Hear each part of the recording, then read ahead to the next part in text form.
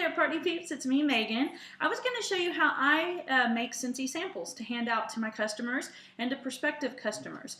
I've tried it a lot of different ways, but today I'm just going to show you the way I've settled on and the way that I like it and the way that I think works best. But there are a lot of other methods you can use, so you just kind of decide what works for you.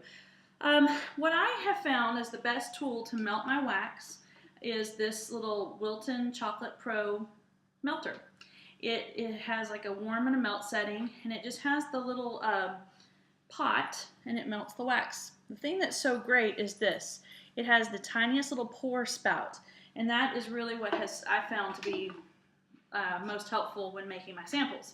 So when I get the scent of the month, this month for March, it's Thank You, and I am going to just kind of make up enough samples to go along with my flyers. So when I subscribe to the Warmer of the Month, I get these beautiful flyers, and I get the little smelly stickers.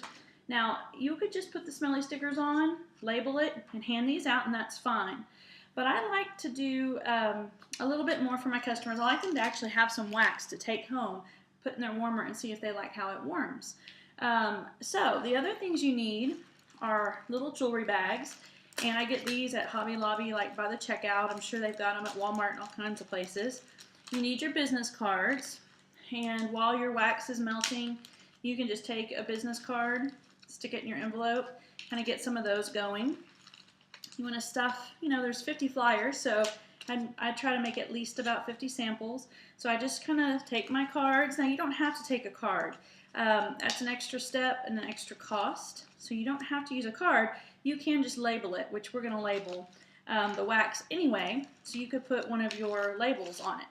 So we've got business cards, bags, the flyer of the month. The other thing you need, of course, is your melter and your wax. Then you need candy molds. And I buy these at Hobby Lobby or Target or Michael's or any of those places. You can have fun with them. Like for Valentine's Day, I did hearts. For Easter, I've got bunnies and carrots, and they're super cute. This one's Thank You, so it could really be anything. So I think I'm going to use some pretty flowers that I have.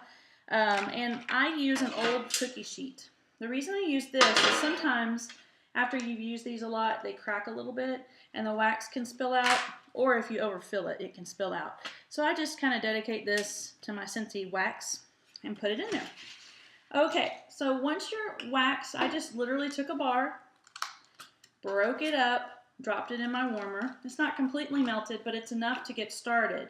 So I'm just going to show you what I do. I literally just pour the melted wax into the candy mold of my choice and try not to fill it to the very, very top, just because you don't really need that much as a sample. I think most of the time a little over halfway is probably sufficient.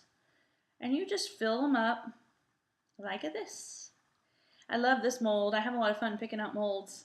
This mold is some really pretty flowers, especially a couple of them. Okay, and then what I do is after I have filled them up, I let them sit here for just a few minutes, just until they're not liquid. After that, I put them in the freezer, and I come back in 5 to 10 minutes. And then when I get them out of the freezer, they're a lot easier to get out.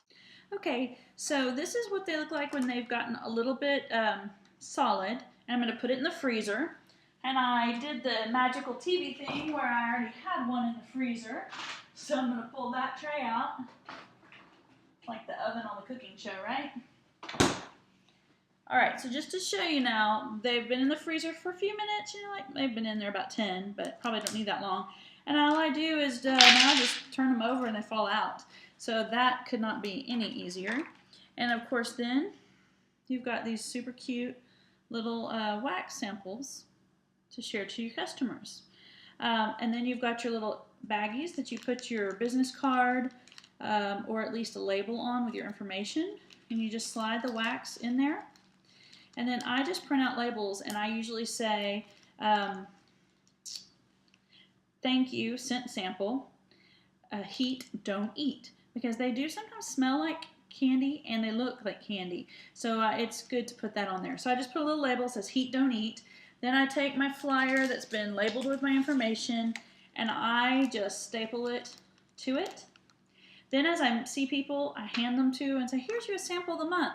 Or I always, if someone's ordered this month, I stick next month's sample in the bag so that they get home, and even though they just ordered, they may just love the scent and have to order some more.